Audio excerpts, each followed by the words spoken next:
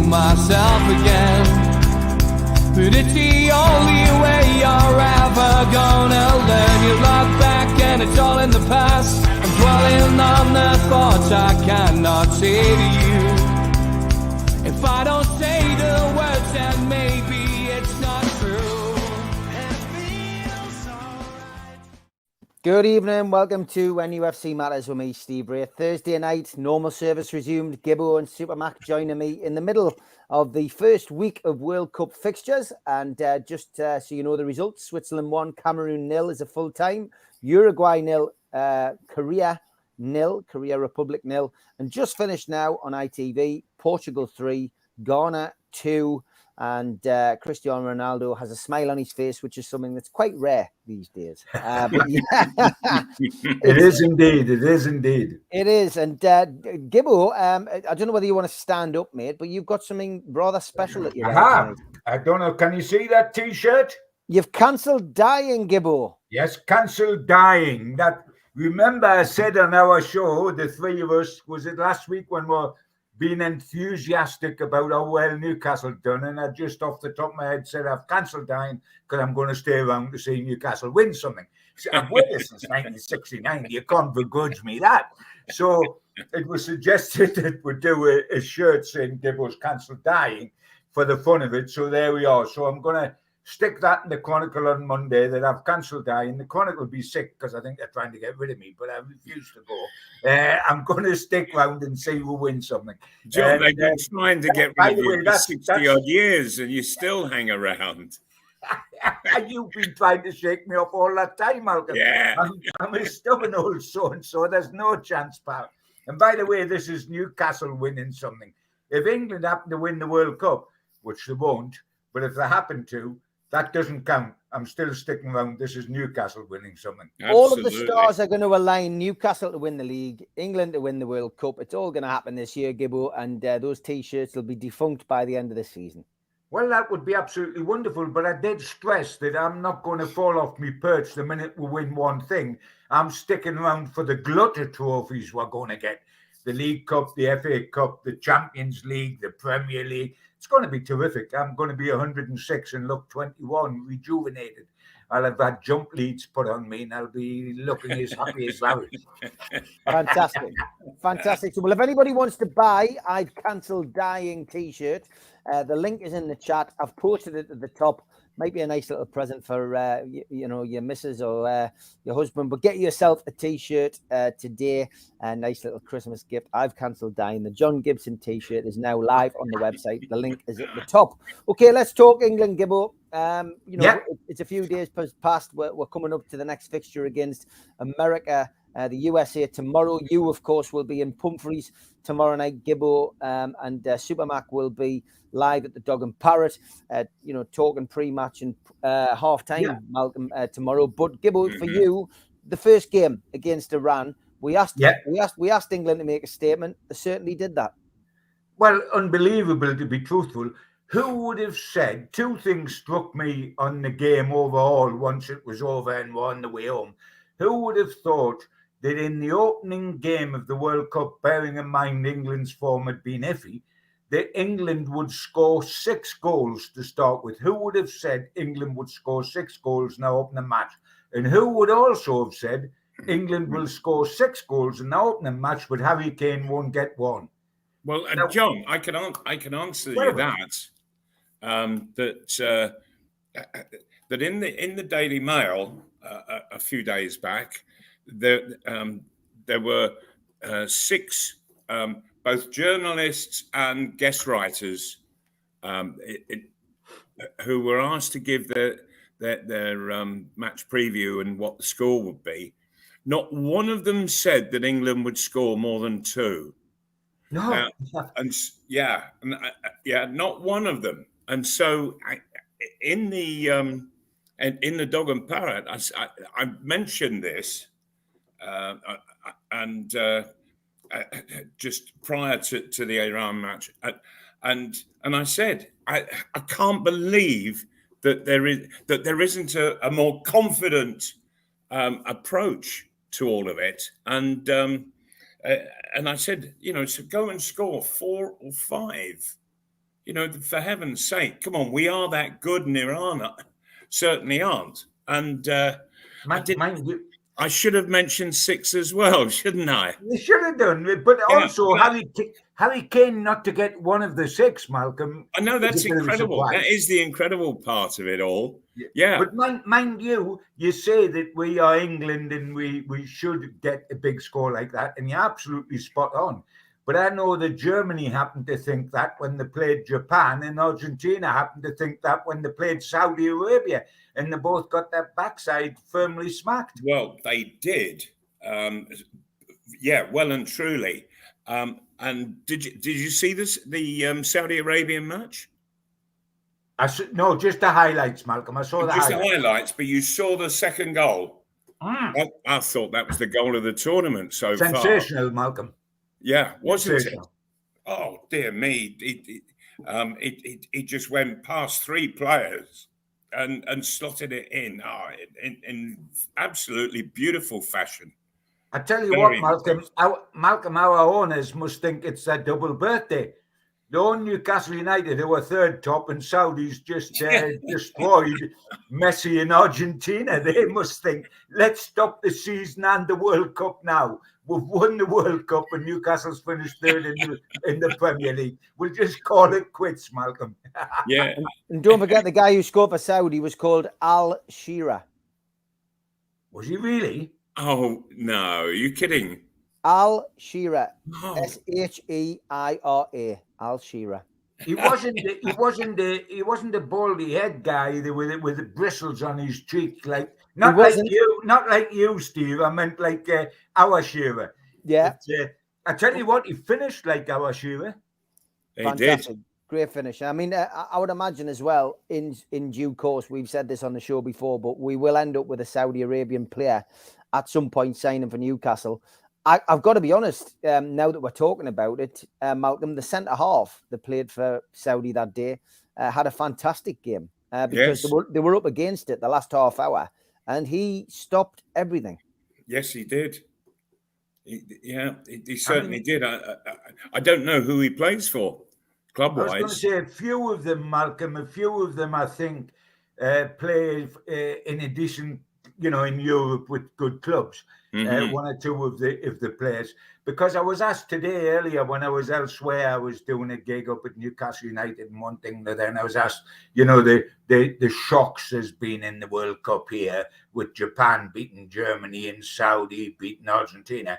And saying, because I covered England in the World Cups for so long, are they the biggest 2 shocks you've seen? And I said, well, no. Immediately, there's 2 other World Cup shocks that jumped to my mind. One I saw and one was before even my time, so I didn't see it. In my time, guys, in 1966, when I first come home from Fleet Street to cover the World Cup for the Chronicle before the start of my first season with Newcastle, the group up here, before the group that was staged in the Northeast, North Korea 1, Italy 0. And this, Malcolm, and you'll know this, Mal, this was when Serie A was the biggest league in the world. Yes. This is when Italy had the biggest league in the world, way before the Bundesliga and La Liga and the Premier League. This is when they had the biggest league in the world. And the North Koreans, nobody'd heard of them before, and nobody's heard of them since. Not one of them was allowed to play outside their own country because they weren't allowed to. It was seen as only South America and Europe. Sure. So, these guys were nondescripts. As guys with Japan now, as guys with Saudi now are playing for good European clubs. These little North Koreans were literally from North Korea and were not known outside. There was one of their big, as we're talking, because of what we've had this week with World Cup upsets, there was one other huge one, and even I wasn't around for it because I think Bodicea was there in that chariot watching it. It was in the beginning of the 50s, and it was in Brazil, and the scoreline was England 1, USA 0. And the USA team were part-time college people. They weren't. Now the USA team have got players that play all over the world. What year are you talking of, John? Sorry? What year are you talking of? Early 50s. Maybe it's 1950 itself. and they played Brazil, and they played the USA, and there was a bunch of college players, etc., etc. And why I know it was around that time, because in the England party, apart from the great Stanley Matthews and all those players, was Jackie Milburn. It was Jackie Milburn's World Cup final. Right. Well, yes. In '62, did the USA not beat England? No, it was the USA beat England 1-0 in this match in the 50s. Oh, in the 50s, right? In the 50s, okay. Malcolm. Because in the England side was Jackie Milburn. Right, and the fellow who was my boyhood hero, Johnny Haynes. Yes. I think he was playing as well, and it was one of the very early great upsets. Football, I mean I think that one, because of the makeup of the American side, that one and North Korea beating Italy is a bigger shock than Saudi and Japan in the last few days, because they've got one or two decent players.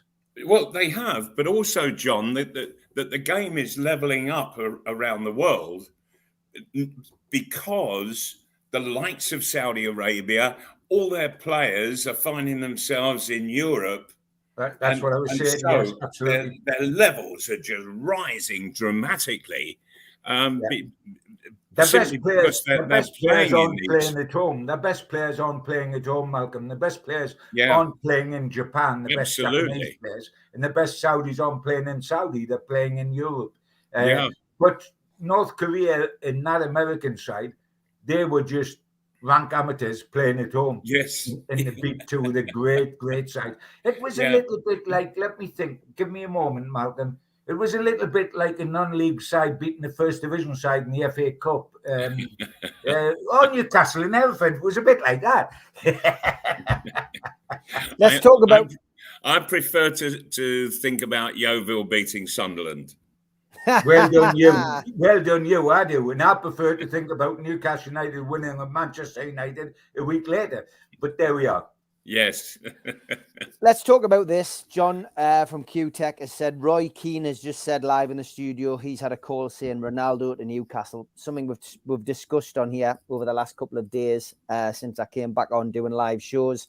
Ronaldo leaving Manchester United with immediate effect. Good or bad thing, John, that this guy's been linked with Newcastle? Well, it's a ludicrous thing, and it's the worst thing that could happen in a month of Sundays. I'm a big Ronaldo fan, as I'm a big Messi fan. But that's from 3 years ago.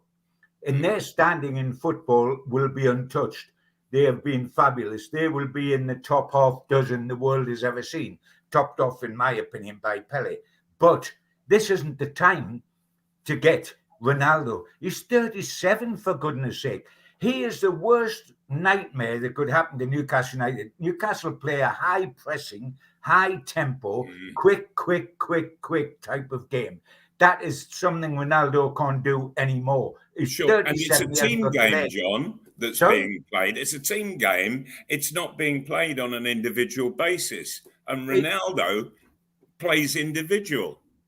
But now he can't even do that.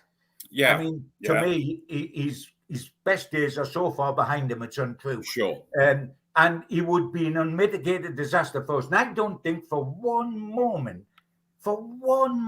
that Eddie Howe would allow Newcastle to buy Ronaldo, because he's worried about team spirit. How often is he quoted as saying, the spirit of the lads, the camaraderie, the togetherness, everything is there, and we don't want any bad apples. I'm not saying Cristiano's a bad apple, but he's an egotistical, self-centered person who would look after himself. He'd throw. Can you imagine him sitting on the bench at Newcastle and refusing to go on, Eddie Howe?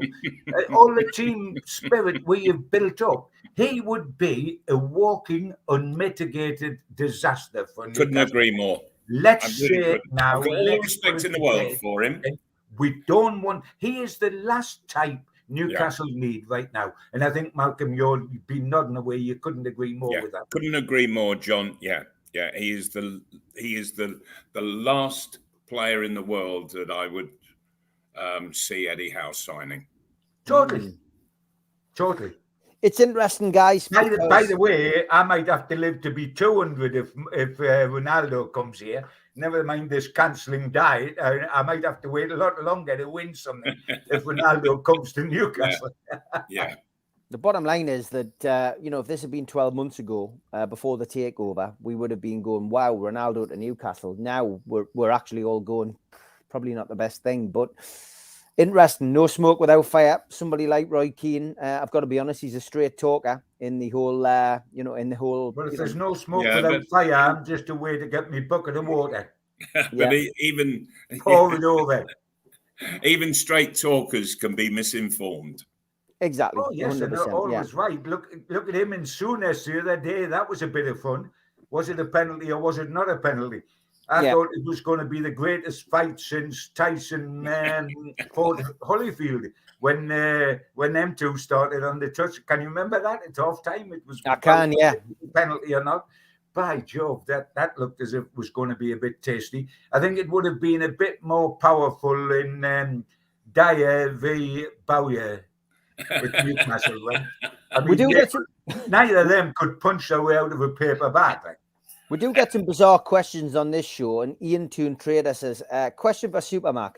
I met Ronnie the plumber from Stanley, and he asked me if you still keep your tap turned fully off in the West Wing toilet. It says it's a class story. It sounds a class story, but I think Malcolm's not certain what he's talking about. I've never used a plumber from Stanley. Well, there we go. There's your answer, Toon Trader. There's your answer. Question for Malcolm and John. What do you think of the game so far in the World Cup, and especially VAR? Mal. Oh, dear me.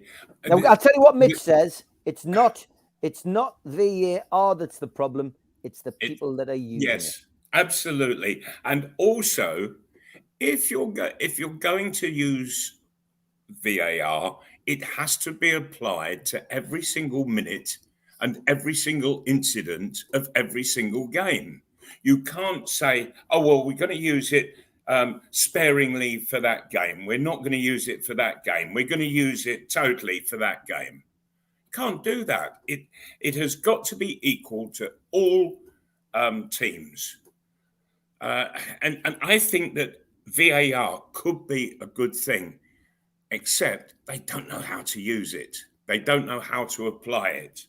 And of course, and to be honest, I'm getting fed up that if these people can't get it sorted, then get rid of the damn thing. As good as I think it is, get rid. The first thing that happened, I think, in the World Cup, Malcolm, when we had it, is that what made it even worse, and it's perhaps been in this country, was that there was no explanation, there was no feedback to the commentators like there is in the Premier League. Say this is happening, they're looking at the offside, was that a foul in the build-up? And then you see the shots, etc. So it's awful. You wait for what seems an interminable amount of time to know if it's a goal or not, because something might happen. But there was no feedback in the World Cup. There was just silence. So the crowd in the millions around the world hadn't the foggiest idea what was going on. Sure. And this is the biggest football competition held every 4 years. The very biggest. It's got all the greatest players, and FIFA want to keep the whole thing a secret. It's absolutely balmy. Mind, let's not get in here because it's a football program and not a political program. But if we talk about FIFA being balmy, playing the games in Qatar with everything else that's been going on there. Sure. I mean, we could start talking now and go into extra time and still be talking at midnight with what's wrong with FIFA decisions on this World Cup in particular. I prefer to concentrate on the football because that's what it's supposed to be about. But you can't ignore what else has gone on. And the whole idea has been an absolute joke. And everybody's paying a price for it now. Now it's happening. Everybody's paying a price for it. Yeah. And Qatar aren't getting out of it what they hoped they would get out of it, because it has been held up to ridicule all over the place. You can't do this, you can't do that. All around the world. Oh, decisions made at the last moment on the and the Qatari royal family 48 hours say, no, we're not going to allow any alcohol in the grounds. 48 hours beforehand. I mean, the whole thing has been an absolute joke, and you try desperately to concentrate on the football itself because that's what it's supposed to be about. So I've been quite relieved to see England score 6 and then see a couple of upsets like Saudi winning and Japan winning, just to get us talking about football again. I mean, I'm talking about Donald Trump in America and all this sort of thing with the politics, and no football coming out of it whatsoever. But there we go.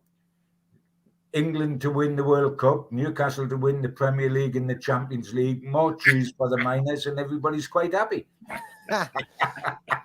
Absolutely classic. There's another T-shirt, John. Yes.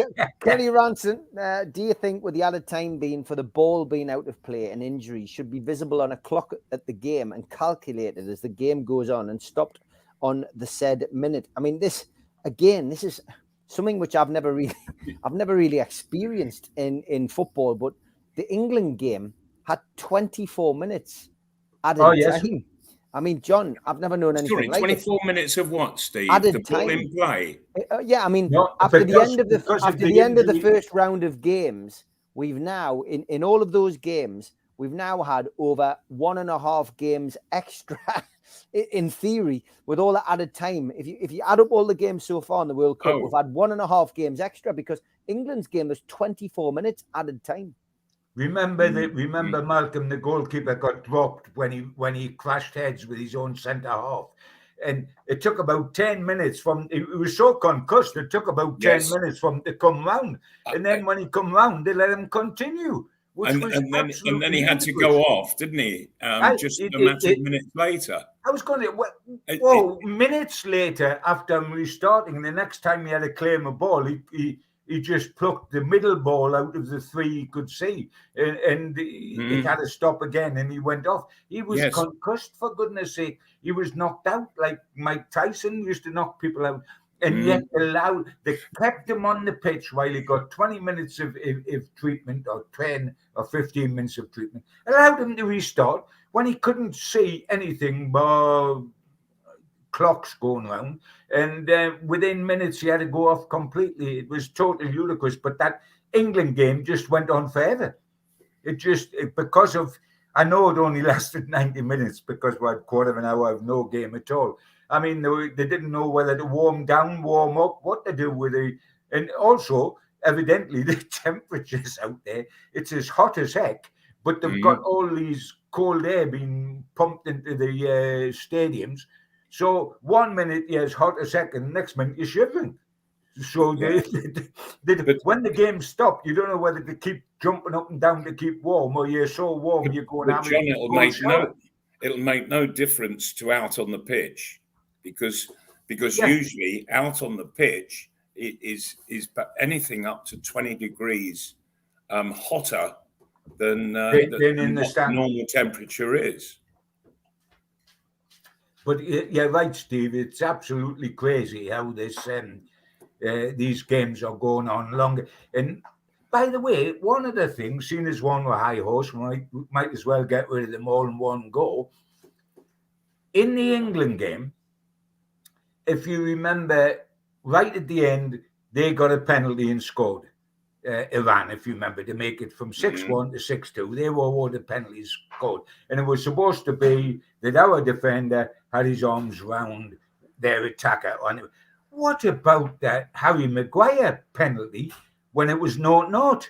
Yes. I mean, honestly, that is the best hold I've seen in wrestling since I was a kid, and I used to watch it at New St. James's Hall. It was a magnificent double lock on the guy's neck, which lasted about 30 seconds, and he was pummeled into the ground.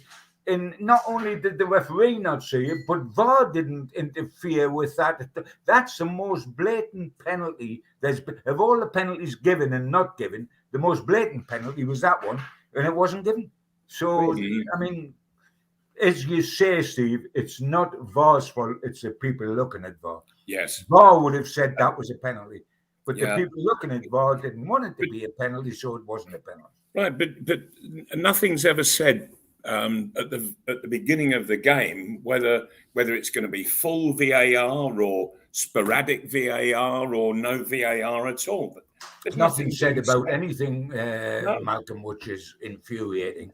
As Yeah. usual, we've made it as complicated as possible. But when we've got, we've got the rugby and the cricket, which has done this for years and without any issues, and they will have had their pitfalls at the start, I'm sure. But all we needed to do was speak to the people who implemented that kind of situation and that kind of technology in other sports, and then we could have hit the ground running. Surely to God. Mm. Oh, Yes, it's been absolutely. It's been a mess. Steve, whatever it is, and this is a referee's aid. Yeah. Yes, more than anything else.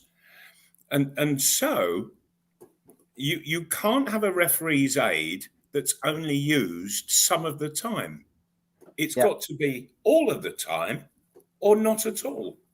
And then all of the time means for every single game. And it's got to be equal to each club, to each division of the league.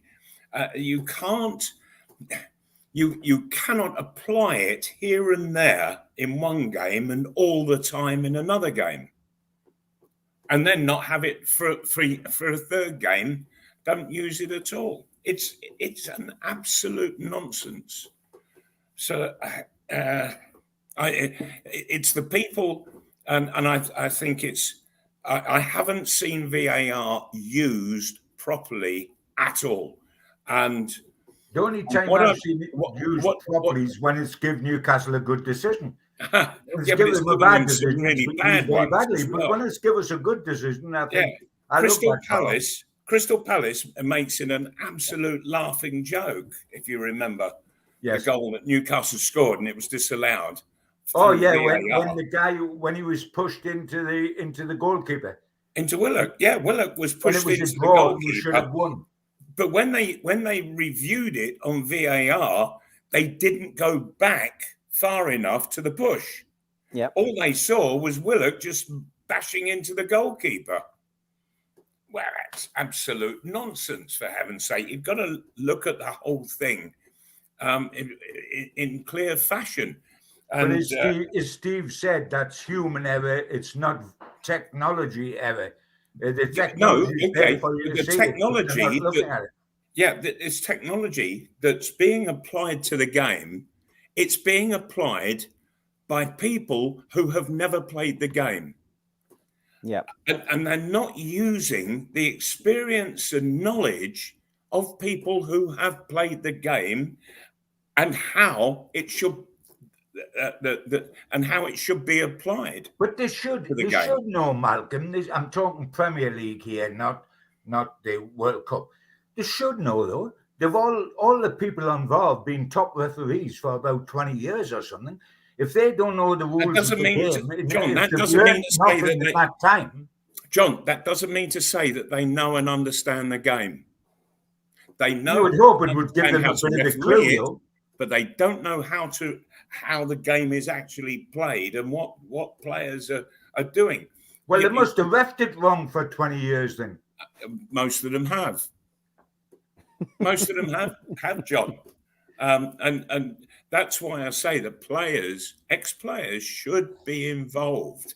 Yeah. And ex-players would make it a far better. Of course, the worry you've got here, we're all again going off a tangent. The worry you've got with ex-players and ex-managers being involved is how impartial are they? I mean, for example, if you used Steve Bruce on VAR, he wouldn't be able to cover any games at all because he's managed every game in the country, every club in the country outside of the top ones. So you couldn't take Birmingham, West Bromwich, Sheffield United, Newcastle, Sunderland, because his decision might be biased either against the club he had or for the club he had. I'm being flippant, but there is that problem. Sure. If John, biasness with players. John, you and I know an ex-player who would be perfect to head up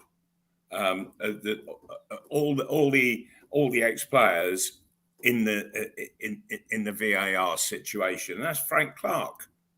Yeah, who's And- been a And manager. Frank would be absolutely neutral in every single way. I also know very well an ex-player who definitely wouldn't be any good with VAR, and that's Gaza. Yeah, sure.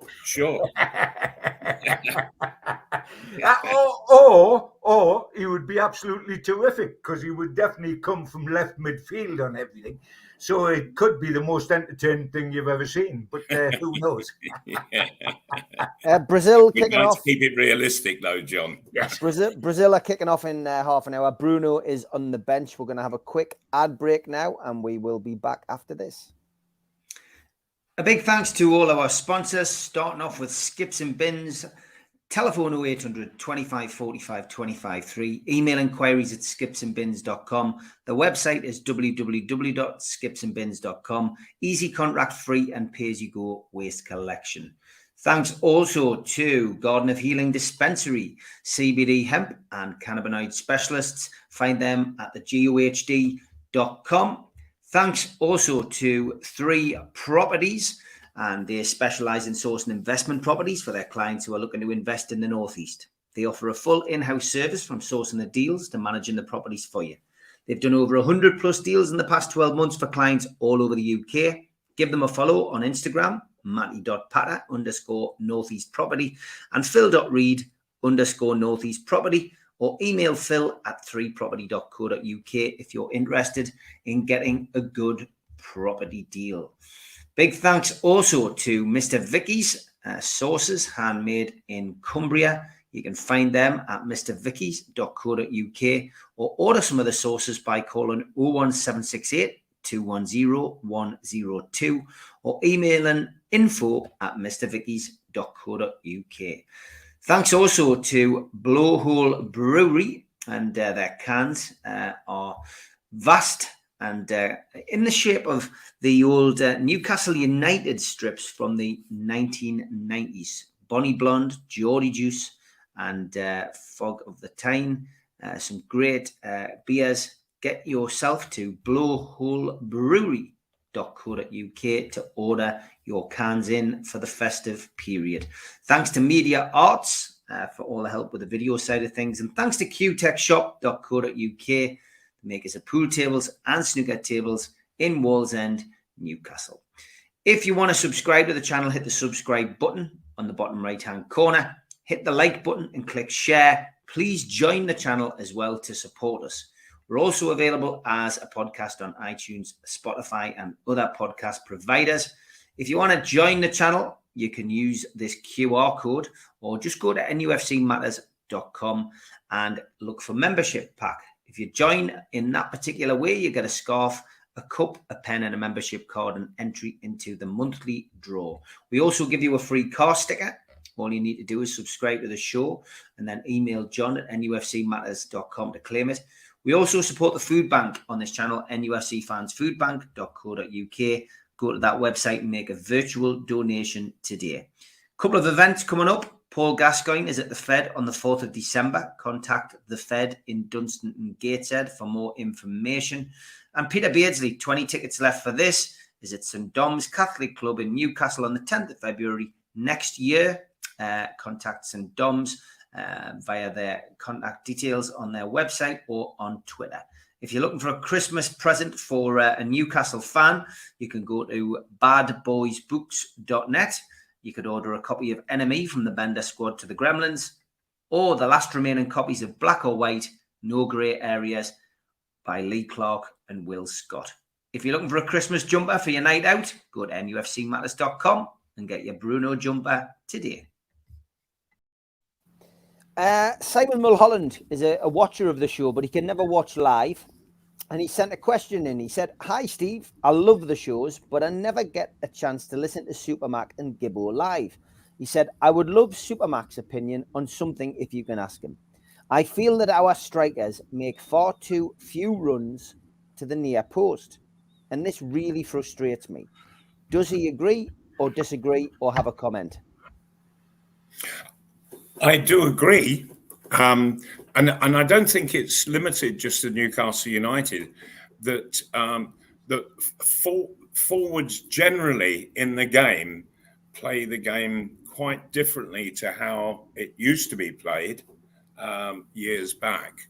That if you watch carefully, that you never see Harry Kane making a far post run, making a near post run, and then a far post run, and then a near post run. You know, alternating it. And what have you. He doesn't make near post runs at all. He goes and he's fairly stationary inside the box, and it's only once the ball is in the air, then he makes his movement. So I think the game has changed quite considerably in terms of forwards and how they behave in the penalty area. You know, John Tudor and I, we would work in training almost on a daily basis, sort of going near post, far post, and sort of alternating between us all the while, just to sort of confuse defenders. But that's not the case now. And I think one of the factors that's causing it is that very, very few clubs are playing more than one up front. And Newcastle, they're playing just the single man up front. And so he's really got, he can only make one run. So I think that they're waiting until the very last second, looking to see where they think the ball will go. Interesting. Gibbo, have you got a take on that? Yeah. I mean, that was the classic way of forward play from when we were around in the 70s and 80s. And Newcastle had two of the best strikers in doing that when Malcolm was partnered by John Tudor, who was excellent as well. And of course, the third dimension of that was you had a winger of the pace of Stuart Barraclough, just getting his head down, hitting the touchline. And Barrett, and Malcolm would be the first to say that, Barrett didn't hang them up where they were 20 foot in the air and eventually come down. He drove his crosses across the penalty area. And with two great headers like Malcolm and John Tudor there, you just had to get your head on it and redirect the ball. Yes. Flick it, boom, and the goalkeeper's in awful trouble. We don't do near post, back post run.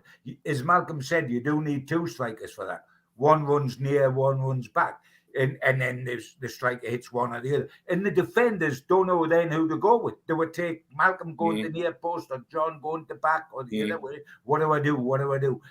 That is a sort of art that's gone. In football, goes like that, doesn't it? It goes in periods of certain styles or the way of playing. I mean, if you remember the old days, before England won the World Cup in 1966, England were built totally on great wingers. You think of Stanley Matthews, you thought of Tom Finney, you think of all the great wingers, you think of Newcastle of Bobby Mitchell in the 50s, always had great wingers. Ramsey built a side that won the World Cup, which were called the wingless wonders. Yes. They didn't play with wingers. Yeah. England, when they won the World Cup, didn't play with wingers. Right. They might flood that position with Bally or with whoever, Sure. but they didn't play wingers. It changed how we actually talked of football, because it had always been the W formation prior to Ramsey, but then it became 4-4-2. Yes. And you look at how England played, and there was a bank of defenders, a bank of four midfield players, and two up front, and it became 4-4-2. If a winger were to play, it would then become 4-3-3. But the old W formation, the most prominent aspect of it was, as you said earlier, John, two wingers. Yeah, absolutely. And funny enough, tactically, Mal, my feel is while everything changes in football, and so it should, and that's fine, and I'm not a stick in the mud. But while we now only play with one through the middle striker, and at Newcastle that's Callum Wilson, we almost play with two wingers again. One striker, but you play with two wide men. Almiron on one side, who will cut in and narrow it up. but plays down that side. And down the other side, San Maximum or Joe Linton's been out there recently. So we play with two remotely wide men and only one striker, and that's the current way of doing it.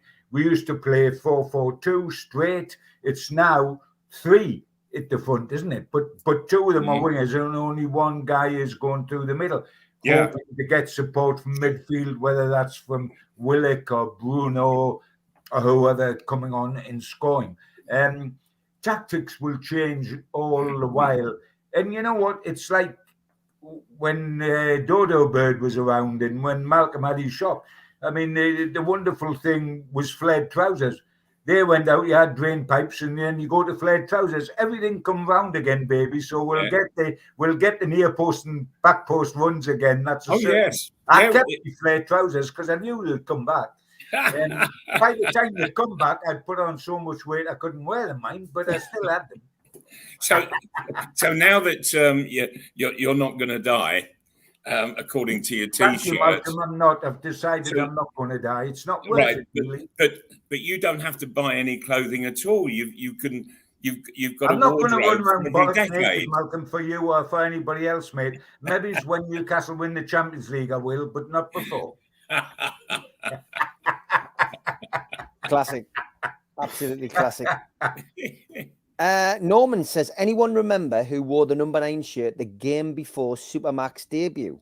I think I know, but I'm not 100%. Gibbo, is this a chance for you to run up the stairs and go and check your books out? Yeah, me, I tell you what, it would be as difficult as that because Malcolm wouldn't know because he wasn't here, of course, before he signed for Newcastle. Wasn't it Win Davis?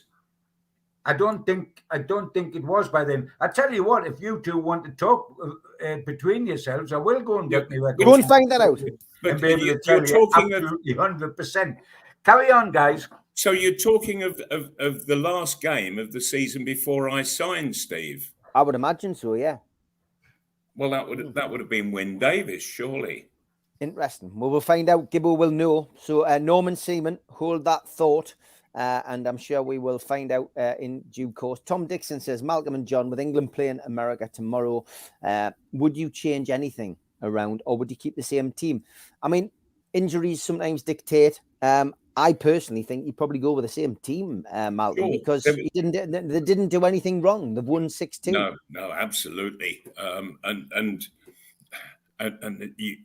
when you've got a team making goals in that way, you don't want to mess about with it at all. And Gareth Southgate, he's not one to mess about anyway.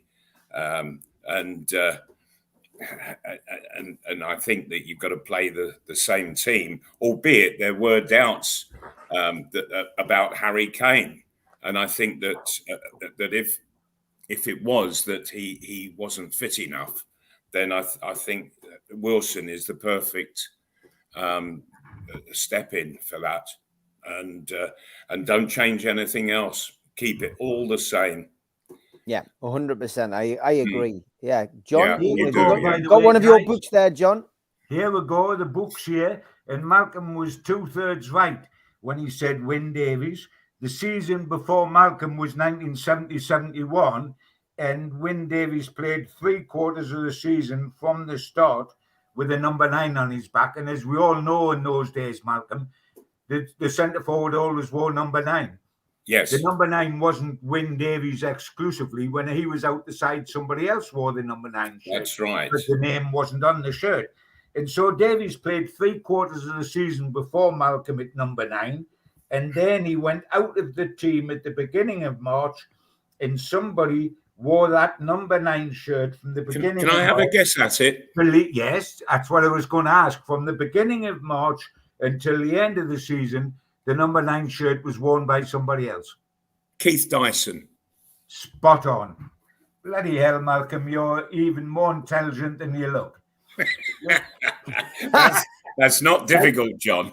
Dyker scored 3 in his first 2 games. Dyker, when he took over the number 9 from Win Davies, scored 2 against Southampton in a 2-2 draw, and then he scored against Derby in a 3-1 win, and then he went 1, 2, 3, 4, 5, 6, 7, 8 games to the end of the season without scoring 1.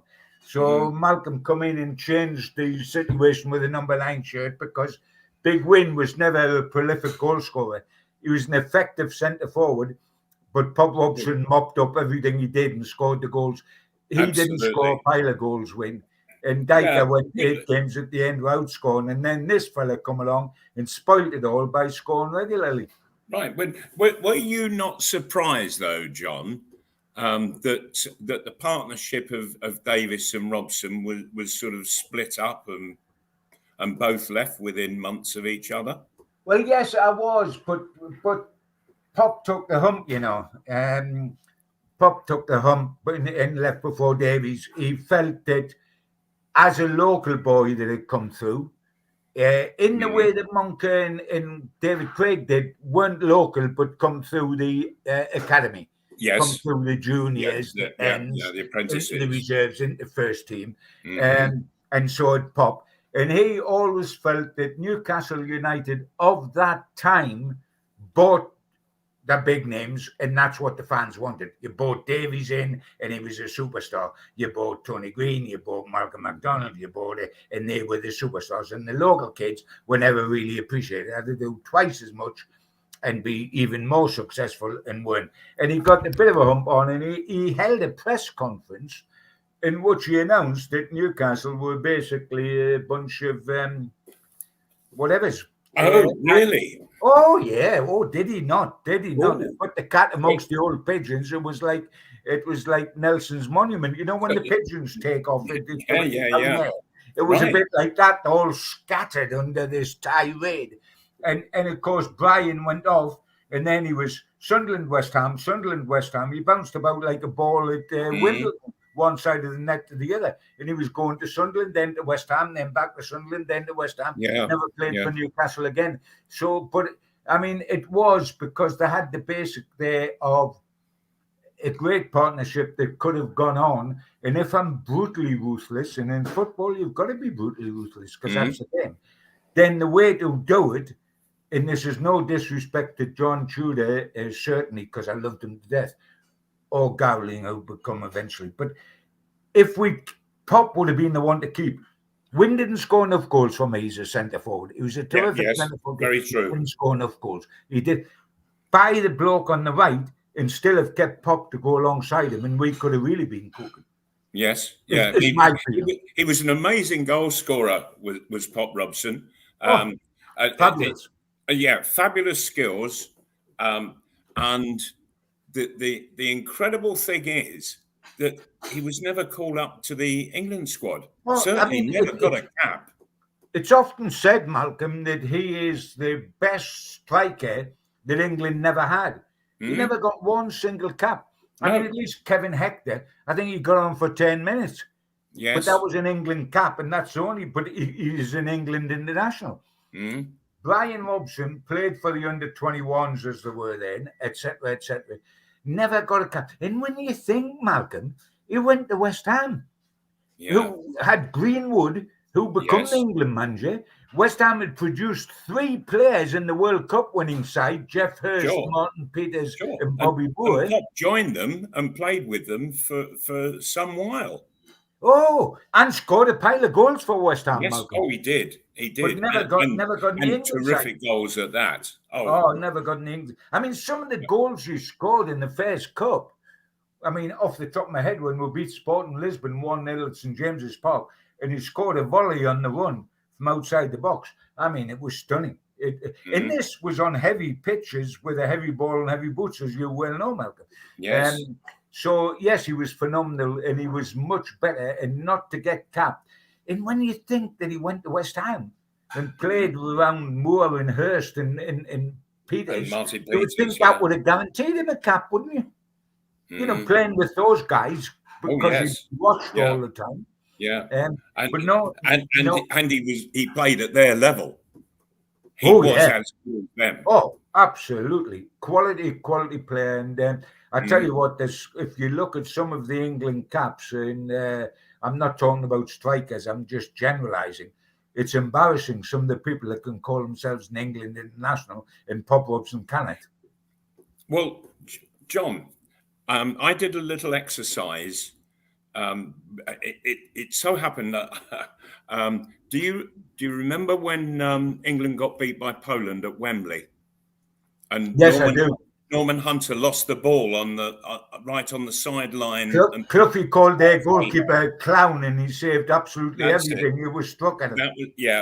Cloughie said that before the game, and the guy was absolutely brilliant. It was sensational. Yes, but I was actually watching it with a plaster cast on my leg. I'd been in previous squads, but I was missing this because I'd injured my knee. And whilst I was in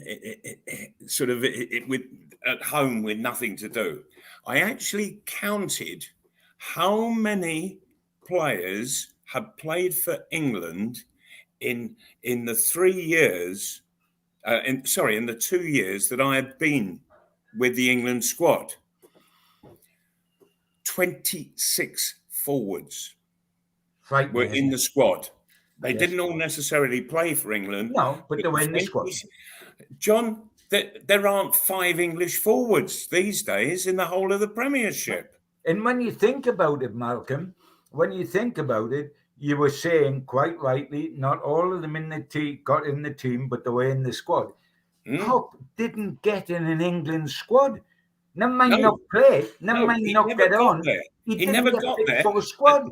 But there were 26 others who did. And there wasn't 26 better strikers than Pop Robson. There certainly weren't. No. And he was always in the top 4, top 5. Yes, if the goal scorers at the end of a season. Yeah. Absolutely so. Yes, absolutely so. And never included. I think that's one of the great mysteries that football's thrown up. It really is. And of course, we've lost another one of those 26 just recently in David Johnson. Yes, he's just gone this week, bless him, hasn't he? Yes. Ex-Liverpool, ex-Everton. And Ipswich Town. Yes. That's where he started. Of course. With Bobby, I think. Yes, it was. Good play. Good national anthems are starting at the game involving Brazil. The camera has just panned on to Bruno on the bench. Still big news, even though the guy is on the bench. I'm sure he'll have his part to play. John, when you were off getting your wonderful book of stats and information, just as the camera pans on to Mitrovic, who is singing the national anthem with pride. We are talking about the England game tomorrow. Malcolm said he wouldn't change anything in that lineup. Would you? I don't think I would. If you win 6, if you take a leaf out of Sir Eddie Howe's book, and he hasn't done an awful lot wrong this season, and you don't change a winning side, which was said long before Eddie Howe surfaced, bless him.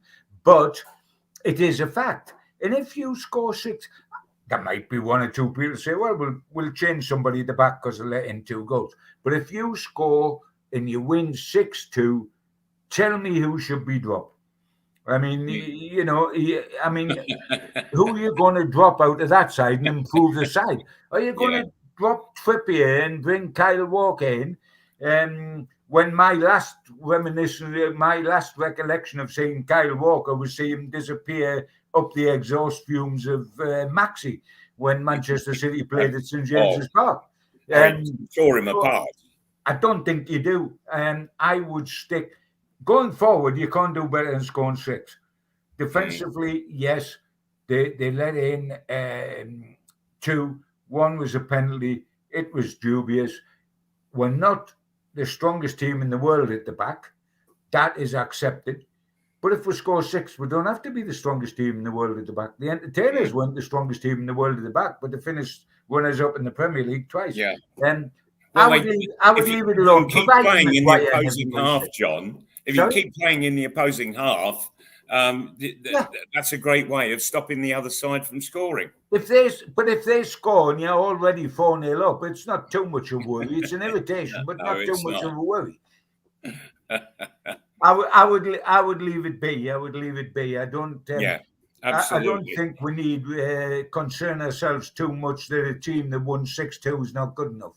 Yeah, I think that England have got to be careful, though, that it's a more intense game that the Americans play to what they faced against Iran. There's no question. These two Yeah. games will both be harder. Wales as well, because they'll Sure. be stubborn. Because they'll Mind, be stubborn. I was so unimpressed with Wales when they played. There could have been 4 down at half time. Oh dear me, they were absolutely shocking. But they improved a bit in the second half. But the Americans, I think they struggle to score a bit. They've always had a problem at this level, scoring goals. Me personally, I think that England will win, but it's certainly not going to be a runaway win like it was against Iran. I think both of those things. The only remote thing, and I don't think for 1 second Southgate will do it, because he is loyal like Eddie Howe. He is loyal to his team. It would be, how bad's the Harry Kane injury? Do you think, let's not risk him keeping in cotton wool, playing against Wales, and for the rest of the tournament, let Callum Wilson go in against, because we'll beat them anyway, have him on the bench to bring him on. If we're not beating them, that would be the only thing you might think. But I don't think he'll go down that road. I think Harry Kane's a shoe-in. He's his skipper, he's his talisman. Let's be brutally truthful. A brilliant goal scorer, proved over season after season after season after season. We can't object to Harry Kane keeping Callum Wilson out, because he is quality. Callum Wilson did terrific when he was on. I couldn't believe what he did on the 6th goal. You wouldn't have done it, Malcolm. Squared it across the goal when he could have buried it. But good for him. You know why he did it, I think, and I'm being devil's advocate. You know why he did it? Because he's so grateful to Southgate for picking him in this squad. And when he's running through with the ball, he thinks, if I miss this, the gaffer will be well dischuffed, even though we've got 5. But if I square it for a tap-in, he'll say, what a team, man. Love that boy. And at the interview afterwards, when they were asked about winning by 6, what did Southgate say? What a team, man. Wilson squaring it for the goal. It was clever. It was the right thing to do. Let the man with the big calves miss if he wants to miss. I ain't going to miss, but I'm going to tee him up. It was the unselfish thing to do. It was the right thing to do, because the guy was in a better position, but it was not the centre-forward thing to do. I'm not certain Harry Kane would have done that. I'm not certain Malcolm McDonald would have done that. And I'm damn certain Alan Shearer wouldn't have done it. But it turned out to be great, and it cemented him in the team, and he's good at that. So far, I mean, Trippier, my Joe, different class, man. Is he different class? Just get that Kyle Walker, chuck him back into that line that's waiting to get in the England team. Don't bring him forward. Trippier is the man of the moment. Yes, he is. Let him play. And let's keep the same team. And what you don't get with Kyle Walker is that ability of Trippier is to keep talking to everybody, and he imparts that experience that he has. Nobody's got the Trippier free kick round the box. Oh, apart from him. Yeah. Apart from him. And anyway, he plays for us, so we can be biased. It's allowed, isn't it? We're biased. Yes, it is. Get Trippier in the side, make him skipper, let him lift the World Cup on the top of shoulders. Or shall we keep him for the League Cup, the FA Cup, the Premier League, and the Champions League? I'm not certain. Great place to leave it, lads. I'll let you go off and watch Brazil versus Serbia. As always, an absolute pleasure to spend an hour in your company. Supermac and Gibbo, look forward to seeing you at your places tomorrow night. But take care, lads. All right. Take care, guys. Enjoy. Nice to talk to you all again.